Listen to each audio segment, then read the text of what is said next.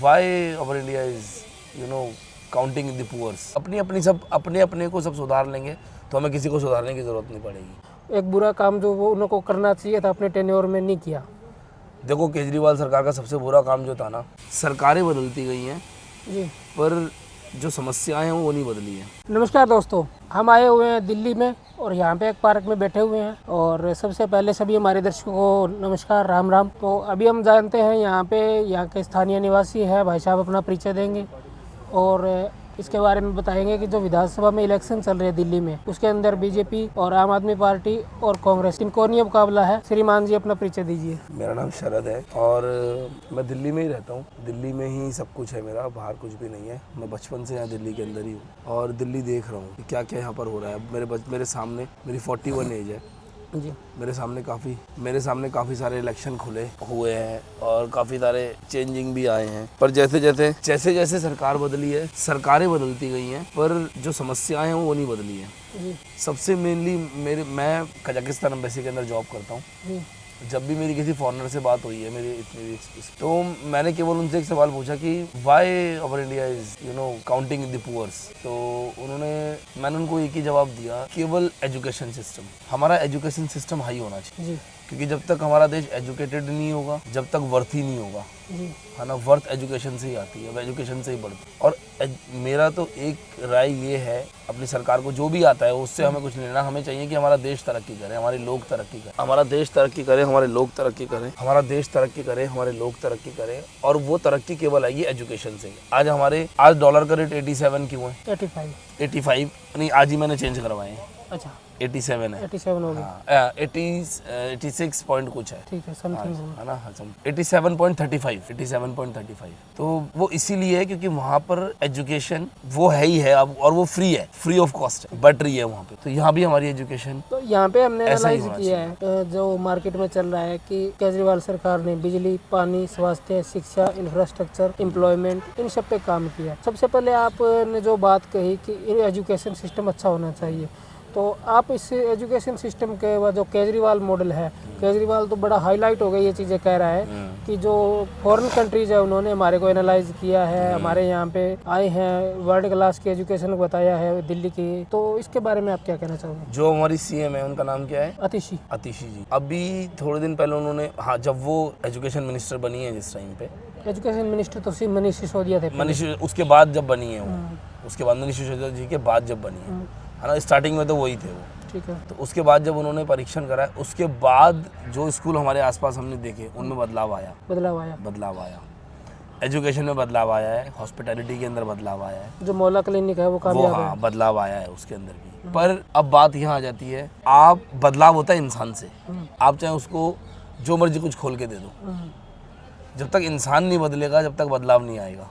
इंसान को बदलना जरूरी है, अपना नहीं सोचना, सबका सोचना है ना। अगर मैं एक गलती करूंगा तो उस गलती से कितने लोगों पे जीवन पे इफेक्ट होगा, हमें वो देखना ना। जब हम ये चीजें अपने अपने को सब सुधार लेंगे तो हमें किसी को सुधारने की जरूरत नहीं पड़ेगी, है ना। हम सब अगर हमारी एक सबसे बड़ी एक कहावत है, अगर हमारी आंखें अच्छी हैं तो हमें सब कुछ अच्छा नजर आएगा। तो आपका जो फ्रेंड सर्कल है उसके अंदर आपके बच्चे या आपके फ्रेंड सर्कल जो भी है, तो उनका ये ओपिनियन मान सकते हैं कि एजुकेशन में उन्होंने कुछ काम किया है?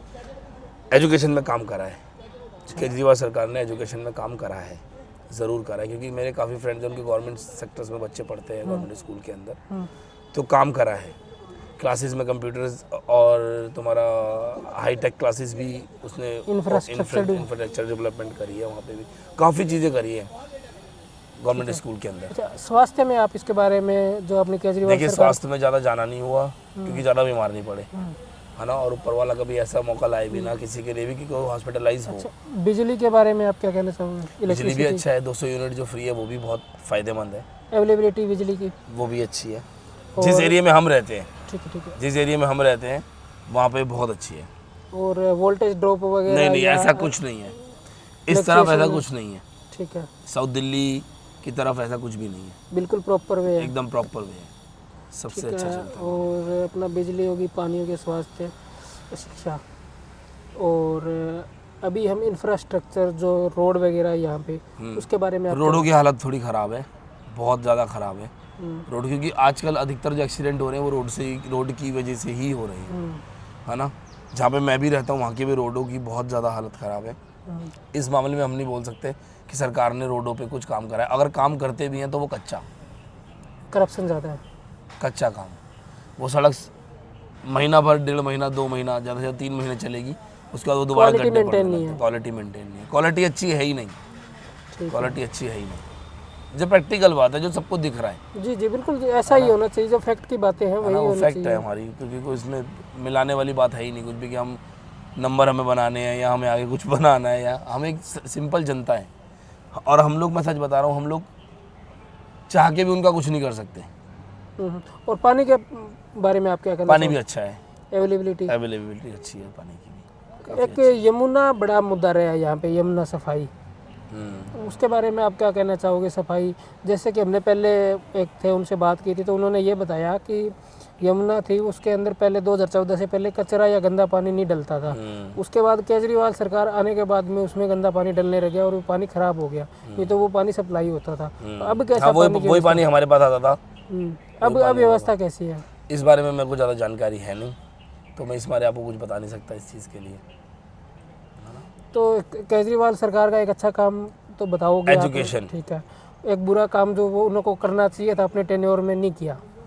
देखो, केजरीवाल सरकार का सबसे बुरा काम जो था ना, वो ये था जो उन लोगों ने वाइन शॉप के अंदर एक के साथ एक फ्री जो दारू बांटी है, लिकर स्कैम जिसको लिकर स्कैम या स्कैम था, या हम क्या बोल सकते हैं उसको, उसको हमें अभी नहीं पता। आरोपी है। हाँ, उसमें भी वही दिखा रहे हैं कि वो आरोपी हैं उसके अंदर, है ना, पर हम नहीं बोल सकते, हम किसी को जज नहीं कर सकते ना। वो तो सुप्रीम कोर्ट है। वो सुप्रीम कोर्ट, हाई कोर्ट जो भी बैठे वो बैठे, हम जज नहीं करते। तो इसीलिए वो सबसे बुरा काम करा था। बुरा काम अगर आप मेरी नज़रों में वैसे तो मानोगे। मैंने जहाँ तक इंटरव्यू में देखा केजरीवाल जी यही कह रहे कि हमने कुछ नहीं किया, नहीं, उन्होंने कुछ नहीं, स्टेटमेंट यही दे रहे हैं। चाहे उन्होंने करा हो चाहे ना करा हो, उससे हमें मतलब नहीं है हाथ किसका था क्या था, पर वो जनता पे क्या इफेक्ट हुआ है, फैमिलीज पे क्या इफेक्ट हुआ उस चीज़ का, वो शायद सरकार नहीं जानती उस चीज़ को। क्योंकि जो बंदा 1 क्वार्टर पीने वाला था उसे 1 फ्री मिल रहा है, वो लत लगवा दी लोगों को दारू की, कि सुबह भी पीनी है, शाम को भी पीनी है। उसके भी साइड इफेक्ट है। साइड बहुत सारे हैं, कितनी फैमिलीज बर्बाद हो गई, कितनी डेथ हो गई। और आप बीजेपी का कोई काम बताओ जो एमसीडी वगैरह उनके अंडर में आती है यहाँ पे। सर, मैं आपको एक बात बताता हूँ, मैं हूँ कांग्रेस का समर्थी, अच्छा। है ना। मैं सरकार को कभी किसी को गलत बोलता ही नहीं, गलत होती परिस्थितियाँ और समय। जब समय बदलता है तो सब बदल जाता है तो ना। अभी 13 दिन की सरकार चली थी केजरीवाल के साथ में, तो उसके अंदर केजरीवाल ये कहते थे कि हम कांग्रेस के साथ। देखिए, मैं आपको एक बहुत बड़ी बात बताता हूँ, कांग्रेस सत्ता में क्यों नहीं रही, ज़्यादा रही, काफ़ी टाइम काटा कांग्रेस ने भी। चलो लंबे टाइम रही, लेकिन इन जो इन दौरान में बिल्कुल खत्म ही हो गई 2014 से बाद ऑलमोस्ट। में। वो क्यों? क्योंकि सत्ता हमेशा परिवार में ही रही। तो आप तो कह रहे हो कि हम कांग्रेस का बड़ा तगड़ा सपोर्ट। समर्थी हूँ, पर मैं कांग्रेस का समर्थी हूँ ना, सिंगल परिवार का नहीं हो। सिंगल परिवार का कोई हूँ, पूरी पार्टी का समर्थी हूँ मैं, है ना। सत्ता परिवार के अंदर ही रही, बाहर के लोग जोड़े ही नहीं। बीजेपी ने बाहर के लोगों को जोड़ा। अब वो बैकग्राउंड से कैसे थे उससे हमें मतलब नहीं है, पर वो पार्टी समर्थक है ना, पार्टी के लिए खड़े हुए हैं। बाहर से लोगों को जोड़ा, सत्ता को फैलाया, है ना। जब सत्ता फैली तो लोग भी फैले। अब कांग्रेस के पास इतने से लोग हैं, बीजेपी के पास इतने सारे लोग हैं, ये सिर्फ सत्ता की वजह से, वरना कांग्रेस जाती नहीं, क्योंकि कांग्रेस बहुत अच्छे काम करती थी।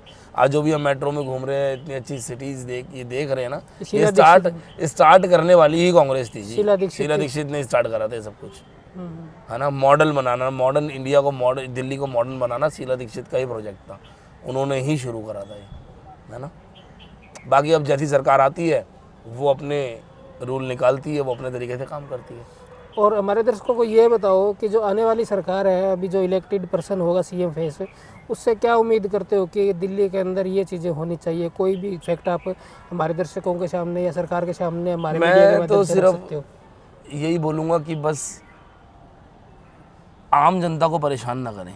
खास तौर से जो रेडियाँ ठेले ये लोग लगा रहे हैं ना, इन्हें पुलिस बहुत परेशान करती है। पुलिस तो सेंट्रल गवर्नमेंट के अंदर आती है। देखो, वो जो जिसमें भी आती है, मेरा तो ये एक अपील है ना, कि उनको परेशान ना करें, है ना, बल्कि उनकी मदद के लिए, उनके लिए ऐसा कुछ कर दें कि उनको एक रोज़गार मिल जाए। क्योंकि वो उस सेपरेट प्लेस दिया जो इंसान एक रेडी के ऊपर फल बेच रहा है, वो ये तो है नहीं कि फल बेचने के बाद नशा करेगा, है। है ना। इतना मेहनती नहीं होता नशेड़ी, न जो नशा करता है वो इतना मेहनती नहीं होता, वो अपने बच्चों के लिए लेके जा रहा है, उसकी एजुकेशन चल रही है ना, एजुकेशन बच्चों की चल रही है, उससे कुछ तो उनको परेशान, बल्कि उनके लिए एक ऐसा प्रबंध कर दे कि उनको सेपरेट एक प्लेस बना दे कि भाई तुम्हारी दुकानें यहाँ हैं, अब यहाँ से तुम अपना जो भी रोजगार तुम्हें करना है वो चला सकते हो, ऐसा करना चाहिए।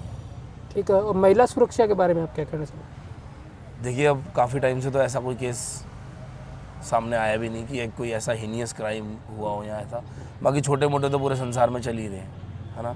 महिला सुरक्षा का ये है कि आजकल देखने के लिए मिलता है कि सचमुच में जो हमारे समाज की जो स्त्रियां हैं वो सेफ़ हैं अब सेफ़, वो लगता है, हाँ काफ़ी लगता है, क्योंकि हमारे ही बच्चे बाहर निकलते हैं, हमारी बहन बेटियां बाहर निकलती हैं, तो अब उस तरीके का वो नहीं। हाँ एक मेन जो डर है इस टाइम पे वो है स्नैचिंग्स का, वो बहुत बढ़ रहा है इस टाइम पे, उस पर रोक लगानी ज़रूरी है, क्योंकि वो स्नैचर तो स्नैचिंग कर लेता है पर उसे ये नहीं पता चलो वो कितने की चीज़ होगी, जैसे 10,000 20,000 50,000 रुपये की, पर उससे हादसा कितना बड़ा हो सकता है, क्योंकि आजकल तो बाइक पे चलते चलते कोई बैठा है तो बाइक पे चलते चलते भी चेन निकल रही है ना।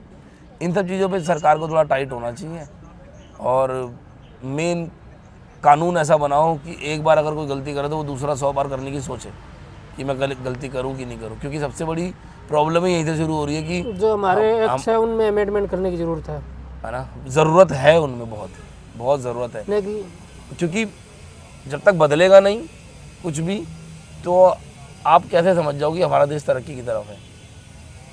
ठीक है दोस्तों, बदलाव जरूरी। आप ये जो वीडियो है ये अनिल जांगड़ा वीडियो चैनल के माध्यम से देख रहे हैं, और यदि आपको भी कोई क्वेश्चन है दिल्ली की जनता से तो आप कमेंट बॉक्स में अपनी बात ड्रॉप कर सकते हो। धन्यवाद।